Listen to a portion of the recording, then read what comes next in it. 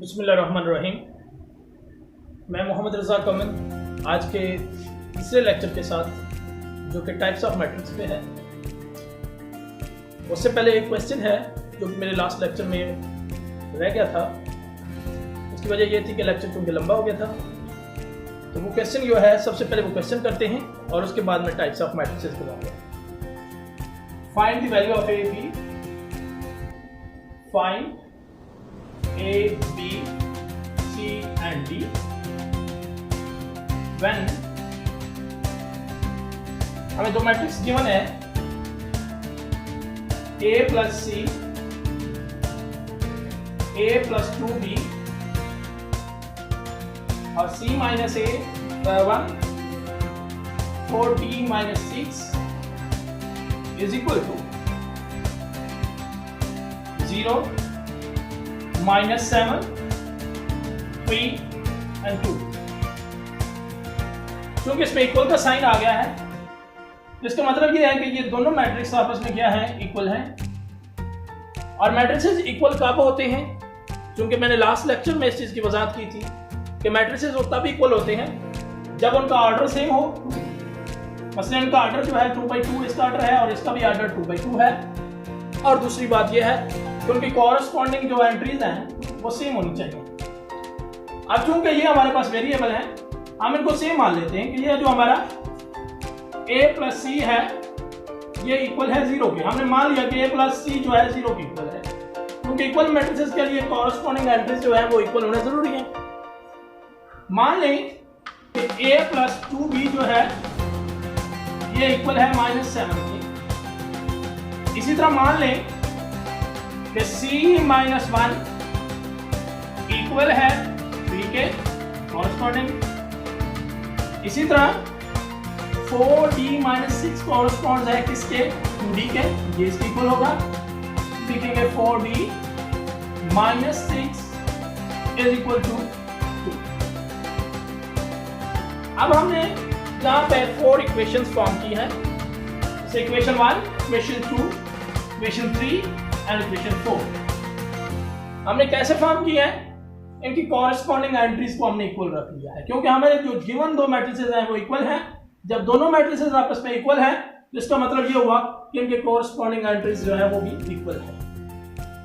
अब देखेंगे इस वाली इक्वेशन को देखेंगे तो इसमें दो वेरिएबल है a एंड c। हम इसको लीनियरली सॉल्व नहीं कर सकते। अच्छा, अगर हम इसकी बात करें तो इसमें भी हमारे पास दो वेरिएबल हैं a और b, इसको भी हम लीनियरली अभी सॉल्व नहीं कर सकते। हाँ, इसके ऊपर अगर और से देखें तो इसमें हमारे पास एक सिंगल वेरिएबल है जो कि c है। हम इसको लीनियरली सॉल्व कर सकते हैं। कैसे सॉल्व कर सकते हैं कि c इज इक्वल टू -1 है, तो अगर हम इसमें लॉ ऑफ ट्रांसफॉर्मेशन लगाएं तो -1 उधर जाके +1 हो जाएगा। अगर हम यहाँ पे लॉ ऑफ इक्वलिटी लगाएं भी लगा सकते हैं, इक्वेशन में लॉ ऑफ इक्वलिटी भी लग जाता है। अगर हम 1 इधर ऐड करें और इधर भी 1 ऐड करें तो इधर से 1 खत्म हो जाएगा और इधर 1 ऐड हो जाएगा।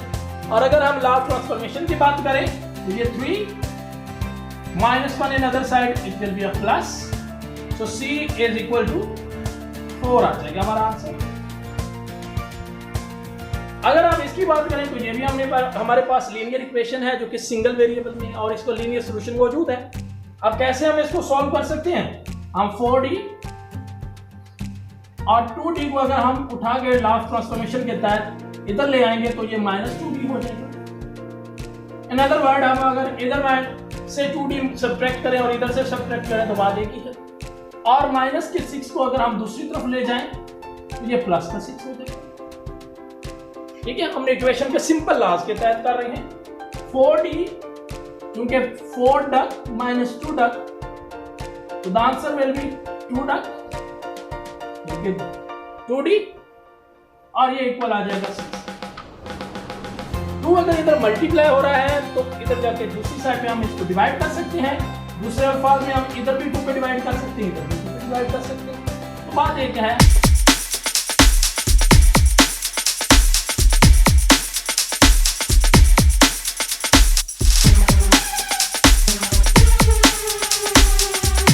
अब इस इक्वेशन क्या है, a + c = 0।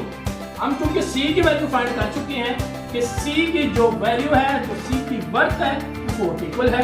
अगर हम c इज इक्वल टू 4 जो है वो c की जगह पे 4 लगा दें तो ये इक्वेशन भी सॉल्व हो जाएगी। हम यहां पे लिख भी सकते हैं कि put c is equal to 4, तो हमारे पास a plus 4 is equal to 0। अब ये a is equal to plus का 4 अगर हम दूसरी साइड पे ले जाएं तो ये माइनस 4 हो जाएगा, हमें a की वैल्यू मिल जाएगी। इसी तरह अगर इस इक्वेशन पे गौर करें तो a plus 2b is equal to -7। अब चूंकि a की वैल्यू हमें मिल चुकी है वो -4 है, अगर ये वैल्यू हम a की जगह पे प्लेस कर दें तो हमें किसकी वैल्यू मिल जाएगी, b की वैल्यू मिल जाएगी। हम यहां लिख देते हैं कि put the value of a is equal to -4। हम a की जगह पे -4 पुट कर देते हैं, तो -4 plus 2b is equal to -7। अब -4 जो है इनको दूसरी साइड पे लाप्लास ट्रांसफॉर्मेशन के तहत अगर ले जाएं तो ये हमारे पास 2b इज इक्वल टू -7 फिर भी अब +4 और ये 2b इज इक्वल टू -3। अब 2 चूंकि मल्टीप्लाई हो रहा है किसके साथ, b के साथ, तो दूसरी साइड पे जाकर डिवाइड हो जाएगा। या फिर अगर मैं इस तरफ भी 2 पे डिवाइड करता हूं, इस तरफ भी 2 पे डिवाइड करता हूं तो इधर से 2 कैंसिल हो जाएगा। तो ये हमारे पास b की वैल्यू जो आएगी वो -3 प्लस डिवाइडेड बाय 2। यूं हमारा ये क्वेश्चन सॉल्व हो गया कि if we substitute a is equal to -4 and c is equal to 4, then this first entry will be equal to first entry, the corresponding will be equal to this corresponding entry, mean a plus c. We can check a is -4, c is a 4, -4 plus 4, the answer will be 0. It means 0 is equal to 0. इसी तरह अगर मैं a की जगह पे -4 place करता हूँ, b की जगह पे -3/2 प्लेस करता हूँ, मेरा आंसर क्या आएगा, -4 प्लस 2 इंटू -3/2, 2 से 2 कैंसिल हो जाएगा, तो -4 -3 answer will be -7। So c की जगह पे अगर मैं 4 को प्लेस करता हूँ, 4 - 1, माय आंसर विल बी 3। तो अगर d की जगह पे मैं 3 को प्लेस करता हूँ, 3 4 12 और -6 दैट विल बी 6 और d की जगह पे 3 एंड 6 इज इक्वल टू 6। तो इस तरह से ये हमारे पास वेरिएबल की जो वैल्यूज है वो मिल गई हैं। तो अगर इन वैल्यूज को हम यहाँ पे लगाते हैं a b c और d की जगह पे, तो मेरे ये दोनों मैट्रिसेस हैं ये आपस में क्या होंगे, इक्वल होंगे, इसलिए कि इनकी कॉरस्पॉन्डिंग एंट्री सेम हो जाएगी। On this condition these two matrices will be equal. Got it. अब हम पढ़ते हैं कि types of matrices. Types of matrices के अंदर सबसे पहले number 1 row matrix. Row matrix, row matrix क्या है, जैसे कि नाम से ही पता चल रहा है, row matrix. A matrix is called a row matrix if it has one row या if it has single row. हम लिखेंगे कि a matrix is called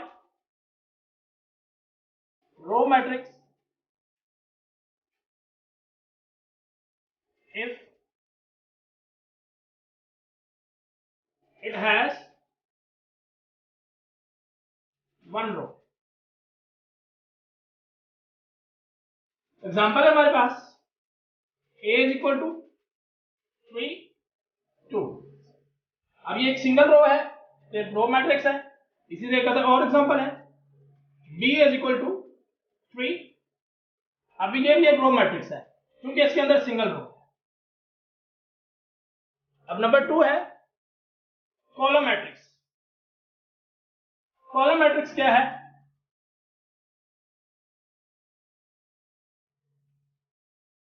column matrix नाम से ही पता चल रहा है, अ matrix is called column matrix if it has one column, a single column, that will be a column matrix। example very easy 3 4। अब ये हमारे पास एक सिंगल कॉलम है, इसमें भी सिंगल कॉलम है, तो ये कॉलम मैट्रिक्स। ऐसा मैट्रिक्स जिसके अंदर एक सिंगल कॉलम होता है उसको हम कॉलम मैट्रिक्स कहते हैं, और ऐसा मैट्रिक्स जिसके अंदर एक सिंगल रो होती है उसे हम क्या कहते हैं, रो मैट्रिक्स कहते हैं। ओके, नेक्स्ट है हमारे पास रेक्टेंगुलर मैट्रिक्स, ये नंबर 2 थी। अब हम नंबर 3 करेंगे, rectangular matrix. Rectangular matrix, rectangular matrix जैसे नाम से ही पता चल रहा है रेक्टेंगल। अब रेक्टेंगल क्या होती है, जिसके अपोजिट साइड्स तो इक्वल होती हैं लेकिन ऑल 4 साइड्स इक्वल नहीं होती। तो इसका मतलब है कि इसका कोई ना कोई ताल्लुक तो ऑर्डर से है। मतलब ये हुआ कि इसके नंबर ऑफ रोज और नंबर ऑफ कॉलम जो है वो सेम नहीं होंगे तो ये एक रेक्टेंगुलर मैट्रिक्स बन जाएगा। अगर number of rose and number of column same हो जाएंगे वो स्क्वायर मैट्रिक्स बन जाएगा। तो हम सिंपल लिखेंगे, अ matrix is called, a matrix is called rectangular matrix. Rectangular matrix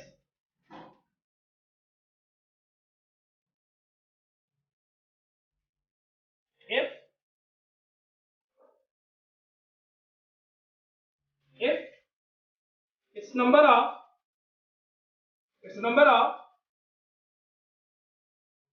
rows not equal to is not equal to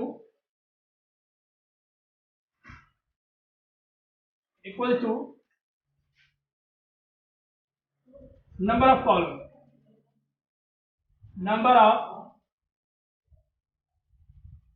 columns।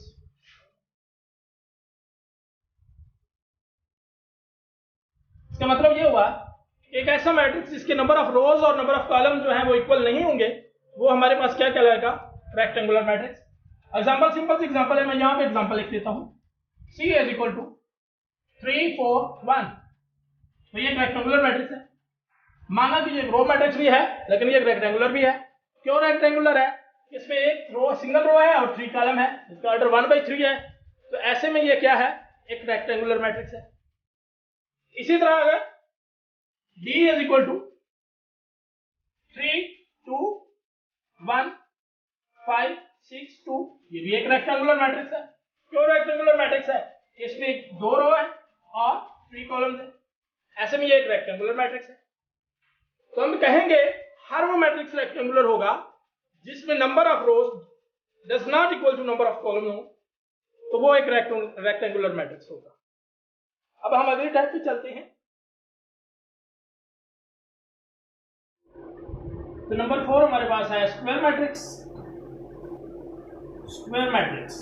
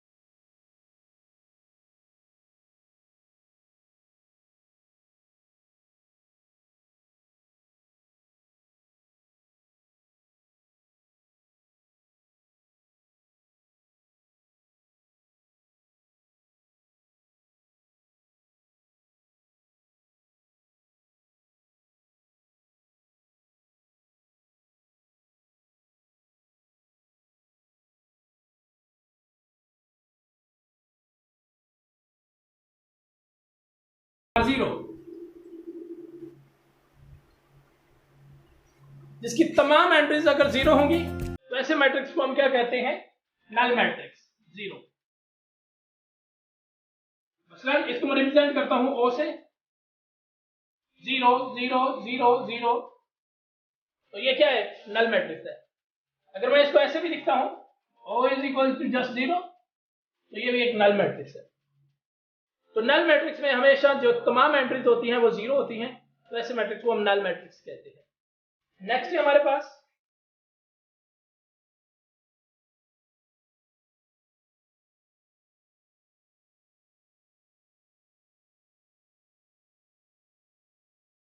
Transpose of matrix. Number 6, transpose of matrix. Transpose of matrix. अब ये transpose of matrix क्या है? एक simple सी चीज है, तो जब भी किसी भी मैट्रिक्स को हम ट्रांसपोज लेते हैं उसकी रोज को हम कॉलम्स में कन्वर्ट कर देती हैं या कॉलम को रोज में लिख देती हैं। मीन रोज हमारी जो होती हैं इन दिस वे, ये रोज होती हैं, और कॉलम्स हमारे क्या होते हैं? In this way. अगर हम रोज को कॉलम में लिख दें या कॉलम को रोज में लिख दें तो उसे हम क्या कहेंगे? ट्रांसपोज ऑफ मैट्रिक्स कहेंगे। मसलन एग्जांपल के तौर पर मैं पहले एग्जांपल देता हूं, फिर डिफाइन करता हूं। A is equal to 3 4 2 1। अब अगर मैं इस रो को बात करूं तो ये है 3 4, तो इसका मैं transpose A transpose equal to 3 4 एक रो है, तो इसको अगर मैं कॉलम में लिख देता हूं 3 4, और 2 1 एक रो है, तो इसको मैं कॉलम लिख देता हूं 2 1, तो ये इसका ट्रांसपोज हो जाएगा। इसी तरह एक और एग्जांपल के तौर पर मैं लिखता हूं कि B इज इक्वल टू 3 2 1, इसका ट्रांसपोज क्या होगा? B transpose. कैसे ट्रांसपोज होगा? 3 2 1 हमारे पास क्या है? एक रो है, एक रो है, तो इसको हम कॉलम में कैसे लिखेंगे? 3 2 1। अब ये रो है तो इसको हमने कॉलम में लिखा, तो ये इसका ट्रांसपोज हो गया। तो सिंपल सा तरीका है कि ट्रांसपोज हम कैसे लेते हैं कि transpose of any matrix can be taken as by interchanging the rows into columns और नॉट एंड। समटाइम बच्चे एंड लिख देते हैं कि row into column and column into rows, तो यहां पे दो ऑपरेशन हो जाते हैं कि रो को कॉलम में ले जाना और साथ ही कॉलम को रोज में ले आना, तो वो वापस ए मैट्रिक्स बन जाता है। यहां पे आर होगा, ठीक है, to interchange row into column और कॉलम इनटू रो। तो हमारी ये डेफिनेशन इसकी होगी, लिख भी देता हूं।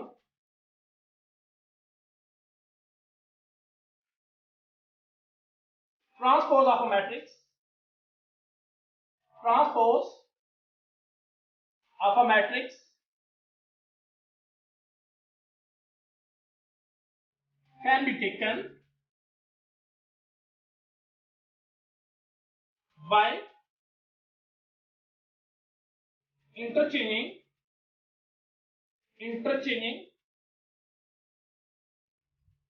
rows into column or columns into rows, columns into rows।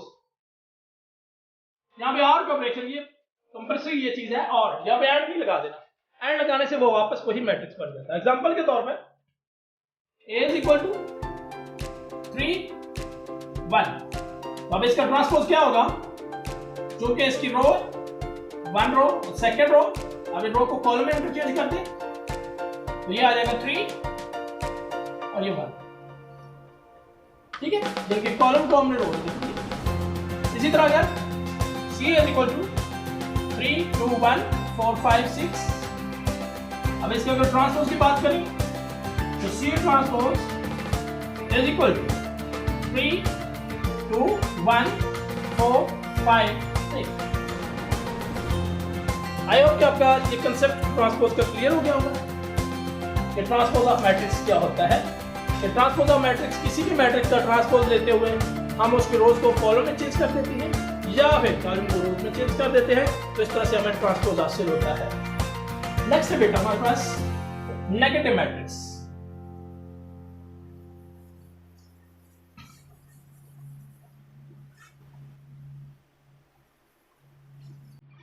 Next है नेगेटिव मैट्रिक्स। नेगेटिव मैट्रिक्स क्या है? नेगेटिव मैट्रिक्स, अब हम नेगेटिव मैट्रिक्स की बात करेंगे। प्लस का नेगेटिव क्या है? माइनस, और माइनस का नेगेटिव क्या है? प्लस। किसी भी बात की नेगेशन कर देना नेगेटिव कहलाता है, मीन उसको अपोजिट कर देना, उसको उल्ट कर देना, नेगेशन का मतलब ये होता है, उसे हम नेगेटिव कहते हैं। तो नेगेटिव मैट्रिक्स क्या होता है? कि अगर किसी मैट्रिक्स की तमाम एंट्रीज के साइन को चेंज कर देंगे तो वो क्या बन जाएगा? एक नेगेटिव मैट्रिक्स बन जाएगा। अगर ए हमारे पास कोई मैट्रिक्स है तो उसका नेगेटिव क्या होगा? नेगेटिव ए। और नेगेटिव ए क्या होगा? उसकी तमाम एंट्रीज के साइन को हम चेंज करेंगे। मसलन ए हमारे पास कोई मैट्रिक्स है, that A is equal to 3 4 1 5। अब इसका नेगेटिव मैट्रिक्स क्या होगा? Negative A is equal to -3 -4 -1 and -1। Okay, so remember that कि किसी भी मैट्रिक्स के अंदर अगर उसका हम नेगेटिव मैट्रिक्स ऐड करेंगे तो आंसर जो होगा वो नल मैट्रिक्स होगा और उसकी रिप्रेजेंटेशन ओ से। मसलन अगर हम a प्लस नेगेटिव ए करते हैं तो हमारा आंसर नल मैट्रिक्स है। तो नेगेटिव मैट्रिक्स हमेशा हम अगर उसके एंट्रीज के साइन को चेंज कर देंगे तो हमें नेगेटिव मैट्रिक्स मिल जाता है। डेफिनेशन के तौर पर हम कह सकते हैं कि let A be a matrix, then its negative matrix will be a negative A. Okay?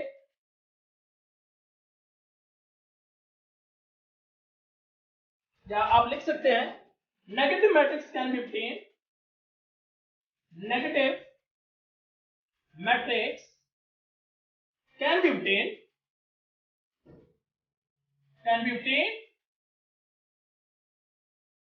by changing its sign, by changing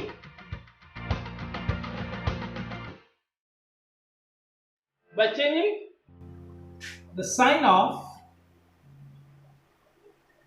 all entries.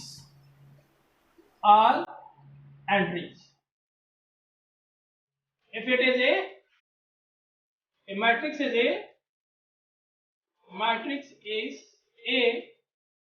then its negative will be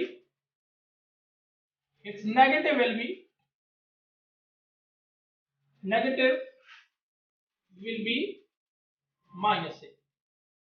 example के तौर पर मैं पहले भी दे चुका हूं, फिर मैं लिख देता हूं कि A is equal to 3 minus 1 2 minus 4, तो इसका नेगेटिव मैट्रिक्स क्या होगा? Negative A is equal to -3 plus 1 -2 और +4। तो ये एक नेगेटिव मैट्रिक्स है। आई होप कि आपको समझ आ गई होगी कि नेगेटिव मैट्रिक्स क्या होता है और उसकी मैं एग्जांपल के साथ आपको बताता हूं। नेक्स्ट मैट्रिक्स है हमारे पास सिमेट्रिक मैट्रिक्स।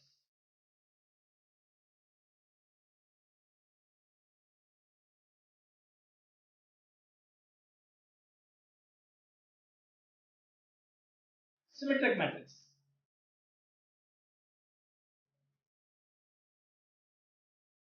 अब सिमेट्रिक क्या है? सिमेट्रिक मैट्रिक्स सबसे पहले तो सिमेट्री किसी चीज की सिमेट्री क्या होती है कि अगर हमारे पास कोई एक ऐसी चीज है उसको हम सिमेट्रिक बोलेंगे कि उसको हम जिस तरह से भी देखें, एक लाइन ऑफ सिमेट्री से देखें या रोटेशनल सिमेट्री से देखें, तो वो चीज हमें बिल्कुल सेम नजर आए, एक जैसी नजर आए, तो उसको हम क्या कहते हैं? सिमेट्री। उस चीज को हम कहेंगे सिमेट्रिक। अब ये सिमेट्री क्या है? सिमेट्रिक मैट्रिक्स क्या है? एक ऐसा स्क्वायर मैट्रिक्स अगर हम उसका ट्रांसपोज ले लें और आंसर हमारा सेम रहे तो उसको हम कहेंगे सिमेट्रिक मैट्रिक्स।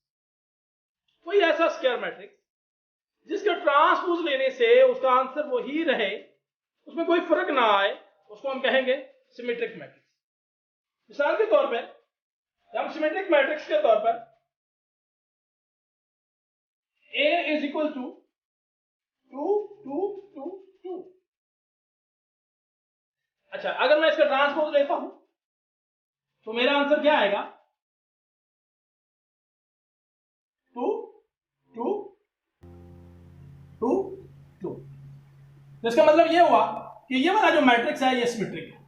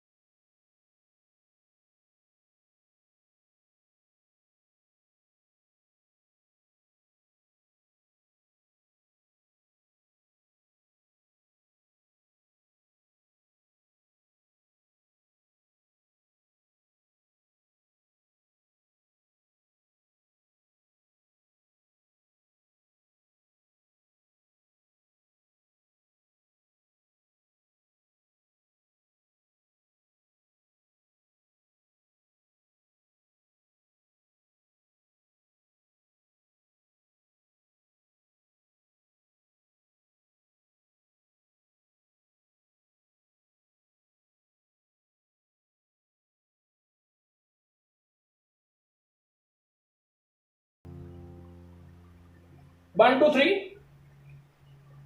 1 2 3 2 minus 1 4 3 4 0।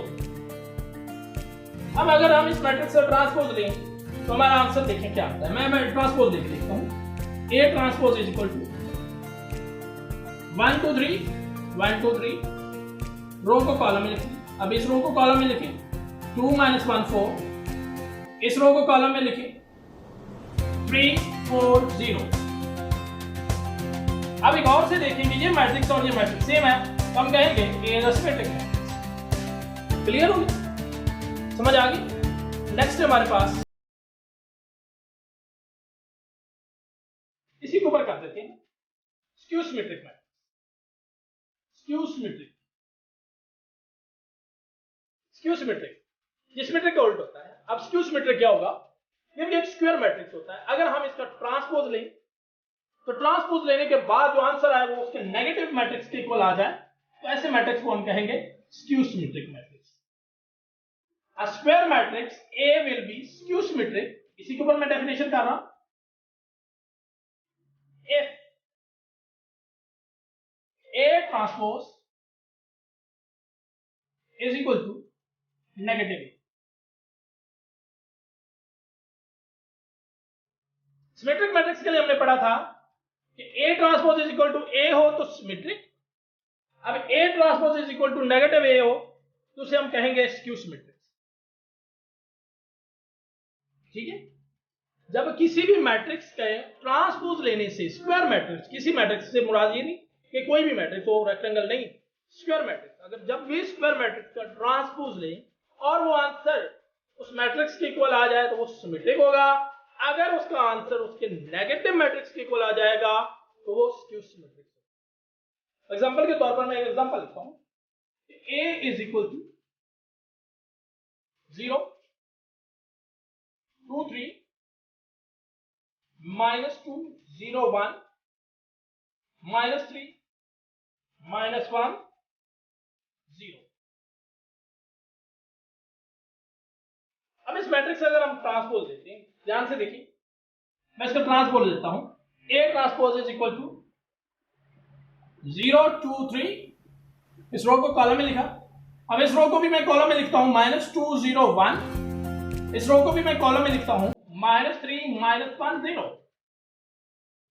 अब गौर से देखिए कि ये मैट्रिक्स और ये मैट्रिक्स इक्वल नहीं है। क्यों इक्वल नहीं है? इनके कॉरस्पॉन्डिंग एंट्रीज जो है वो सेम नहीं है, क्योंकि 0 इक्वल 0 तो है, लेकिन -2 इक्वल 2 के नहीं हो सकता। जब कॉरस्पॉन्डिंग एंट्री सेम नहीं है तो ये मैट्रिक्स इक्वल नहीं है। इसका मतलब ये हुआ कि ये सिमेट्रिक नहीं है। जब ये सिमेट्रिक नहीं है तो अभी हम इसकी स्क्यू सिमेट्रिक चेक करते हैं कि क्या ये स्क्यू सिमेट्रिक है।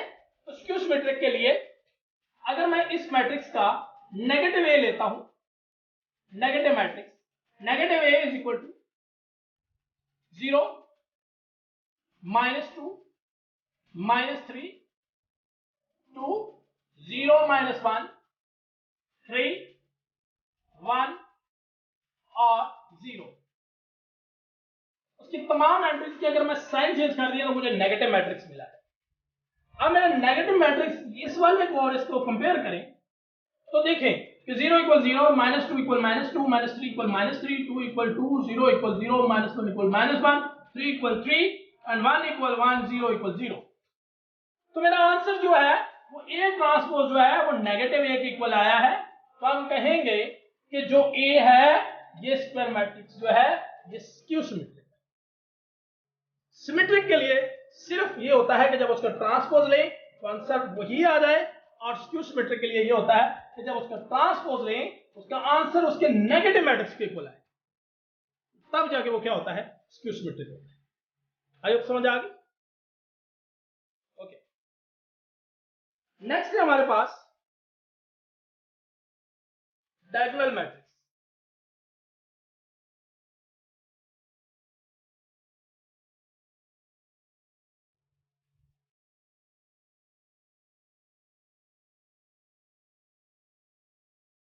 डायगोनल मैट्रिक्स,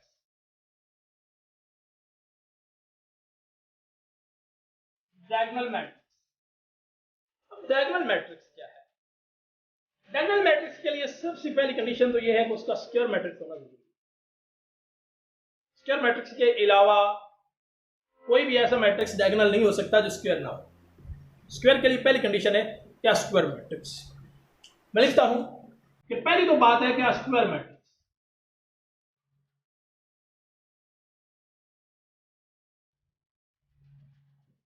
पहली बात है कि square matrix is called a diagonal matrix. उसे हम एक डायगोनल मैट्रिक्स कहेंगे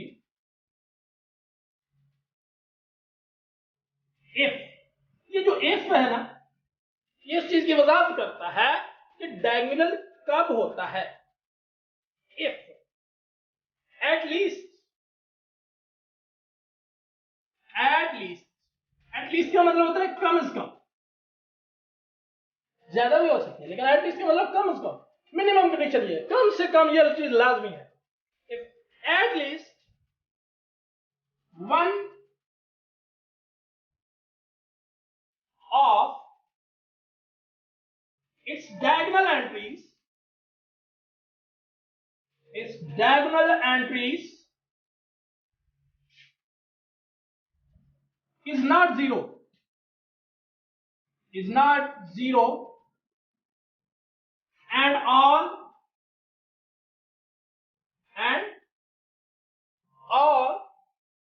और नॉन डायगोनल कह सकते हैं, and all other entries are zero. Condition है इसकी डायगोनल एंट्रीज, यहां पे डायगोनल जो है वो प्रिंसिपल डायगोनल है, दूसरा डायगोनल नहीं है, प्रिंसिपल डायगोनल। इसकी जो डायगोनल की एंट्रीज में से एटलीस्ट एक सिंगल एंट्रीज जो है, कम से कम एक एंट्री जो है वो जीरो नहीं होनी चाहिए, तब डायगोनल होता है, और बाकी भी जीरो होनी चाहिए। दो शर्तें हैं, दो कंडीशन हैं, बल्कि तीन। फर्स्ट कंडीशन ये है कि उसका स्क्वायर मैट्रिक्स होना जरूरी है। दूसरी कंडीशन ये है कि at least one of its diagonal entries में से कम एक एंट्री इज नॉट जीरो, ये चीज। और थर्ड कंडीशन ये है and all other entries are zero, तब डायगोनल होगा, तब डायगोनल की डेफिनेशन कंप्लीट होगी। ये बहुत इंपॉर्टेंट डेफिनेशन है, जो कि एग्जाम में एग्जामिनेशन पॉइंट ऑफ व्यू से सबसे इंपॉर्टेंट डेफिनेशन। अब देखें, मैं एक एग्जांपल लिखता हूं, a इज इक्वल टू 3 0 0 3। अब ये एक डायगोनल मैट्रिक्स, क्यों? इसका ये डायगोनल है, क्योंकि जो एंट्रीज हैं दोनों की दोनों एंट्रीज जीरो नहीं है, बाकी सारी जीरो है, ये डायगोनल है। अगर मैं यहां जीरो कर देता हूं तो भी डायगोनल है। क्यों डायगोनल है? क्योंकि कंडीशन के मुताबिक है at least one of its diagonal entry is not zero, कि कम से कम एक एंट्री ऐसी होनी चाहिए जो जीरो नहीं होगी। ये एक है ऐसी, तो ये एक डायगोनल है। लेकिन अगर मैं इसको जीरो कर देता हूं, अब ये डायगोनल नहीं है, ये नल हो। स्क्वायर तो है लेकिन डायगोनल मैट्रिक्स नहीं है। डायगोनल मैट्रिक्स के लिए कम से कम एक एंट्री ऐसी है जो नॉट जीरो होनी चाहिए। मैं ए लगा दिया तो ये अभी भी एक डायगोनल मैट्रिक्स है। मैं एक और एग्जांपल देता हूं, b इज इक्वल टू 5 0 0 0 2 0 0 0 1। अब ये भी एक डायगोनल है। क्यों डायगोनल है? क्योंकि इसके डायगोनल की तीनों एंट्रीज नॉट जीरो है और डायगोनल के अलावा बाकी एंट्रीज जीरो है। हाँ, अगर मैं यहां भी जीरो कर दूं तो भी ये डायगोनल है। अगर मैं यहां जीरो कर देता हूं तो तब भी डायगोनल है, क्योंकि इसकी एक सिंगल एंट्री नॉन जीरो है।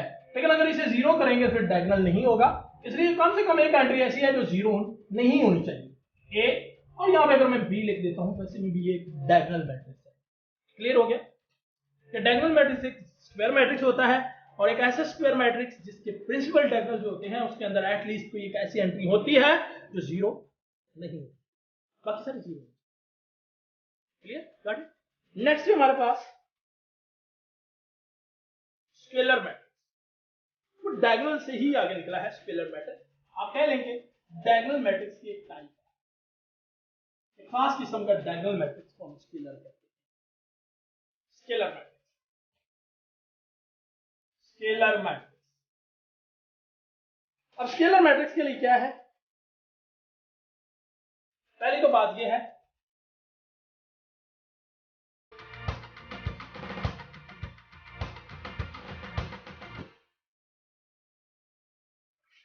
A square matrix is called a scalar matrix।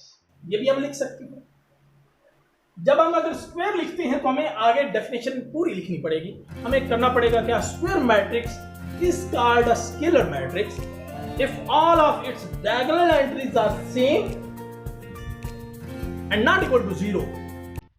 और सेम साथ ये भी लिखना पड़ेगा and not are equal to zero। Same से मुराद जीरो भी तो हो सकते हैं सारे, and all other are zero। Definition को काफी एक्सप्लेन करके लिखना पड़ेगा, जो बुक के अंदर डेफिनेशन है वो भी कंप्लीट नहीं है। पहली बात है कि अगर हम स्क्वायर से स्टार्ट करते हैं, अगर हम ये कहते हैं कि square matrix is called a scalar matrix if all of its diagonal entries are same and non diagonals are zero, तो ये कंप्लीट नहीं होगा। क्यों?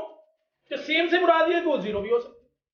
हाँ, all its diagonal entries are same and not equal to zero, and not equal to zero, तब जाके complete होगी। लेकिन अगर हम इसको डायगोनल से स्टार्ट कर लेते हैं तो ज्यादा इजी हो जाएगी, डेफिनेशन कंप्लीट हो जाएगी। अगर मैं इसे बाद ही डायगोनल से स्टार्ट कर देता हूं, a diagonal matrix, a diagonal matrix। क्यों डायगोनल? जब ये डायगोनल है तो इसका मतलब ये स्क्वायर है। जब ये स्क्वायर है तो इसका मतलब ये है कि चूंकि डायगोनल है तो इसका मतलब ये है कि इसकी डायगोनल जो एंट्रीज हैं उसमें एटलीस्ट वन एंट्री ऐसी है जो नॉन जीरो है। ओके, और ऑल अदर्स आर जीरो। अच्छा, अब दूसरी जीरो ऑटोमेटिकली हो चुकी है, लेकिन चूंकि हमने डायगोनल कह दिया है अब हमारे लिए काफी होगा कि it's diagonal entries are same. अगर डायगोनल एंट्री सेम करते हैं डायगोनल मैट्रिक्स की वो स्केलर होता है। हम कहेंगे अ diagonal matrix is called scalar matrix. Scalar matrix if all of its diagonal entries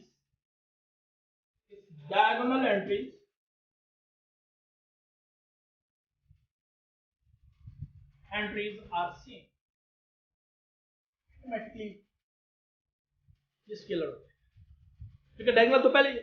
कैसे? मैं एक डायगोनल मैट्रिक्स लिखता हूँ, उसमें एक डायगोनल मैट्रिक्स लिखता हूँ, अपनी तरफ से मैं एक डायगोनल लिखता हूँ 3 0 0 0 3 0 0 0 3। मैंने एक अपनी तरफ से डायगोनल लिखा है, लेकिन अगर मैं इस पर कंडीशन लगाता हूँ इस मैट्रिक्स की तो देखेंगे ये तीनों एंट्री सेम है, तो ये एक स्केलर है। हर स्केलर डायगोनल होता है, लेकिन हर डायगोनल के लिए स्केलर होना जरूरी है। ठीक है, इसी तरह जैसे कि हर डायगोनल के लिए एक स्क्वायर होना जरूरी है और हर स्क्वायर के लिए डायगोनल होना जरूरी नहीं है। तो ये स्केलर मैट्रिक्स। एक और एग्जांपल देखता हूं, B is equal to C0 0 0 C0 0 0 C, ये भी एक स्केलर मैट्रिक्स है। आई होप कि समझ आ गई। नेक्स्ट है हमारे पास आइडेंटिटी मैट्रिक्स, जो कि लास्ट है मैट्रिक्स की टाइप्स की।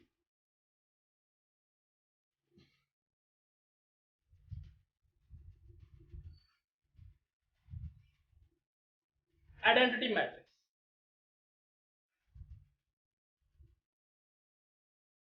आइडेंटिटी मैट्रिक्स इसे हम यूनिट मैट्रिक्स भी कहते हैं। यूनिट, इसलिए यूनिट मैट्रिक्स कहते हैं और आइडेंटिटी भी इसीलिए कहते हैं कि ये मल्टीप्लिकेटिव इनवर्स ऑफ मैट्रिक्स के ऊपर जब हम जाएंगे उसमें हम इसकी एक्सप्लेनेशन जो है, इसकी मजीद वजाहत जो है तब तक। हाँ, आइडेंटिटी मैट्रिक्स जो है ये भी एक खास किस्म का स्केलर मैट्रिक्स, जैसे स्केलर एक खास किस्म का डायगोनल है, उसी तरह आइडेंटिटी एक खास किस्म का स्केलर है। हम इसकी डेफिनेशन स्केलर से स्टार्ट कर सकते हैं, जरूरी नहीं कि आप स्क्वायर मैट्रिक्स पे जाएं, जरूरी नहीं कि आप डायगोनल पे जाएं, हम इसको स्केलर से भी ले सकते हैं। हम कह सकते हैं कि a scalar मैट्रिक्स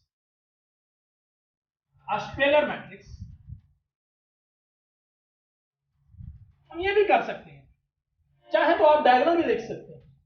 डायगोनल लिखेंगे तो आप लिखेंगे a diagonal matrix whose all of its diagonal entries are of 1। But अगर आप इस स्केलर मैट्रिक्स लिखते हैं तो स्केलर मैट्रिक्स की डेफिनेशन से आप ये कह सकते हैं, ठीक है ना, a scalar मैट्रिक्स, एक खास किस्म का scalar matrix will be an identity matrix। या आप कह सकते हैं a scalar matrix is called identity matrix, is called identity matrix, identity matrix और यूनिट, तो यूनिट भी कहते हैं। It's called identity matrix or unit matrix if all diagonal entries, if all of its diagonal entries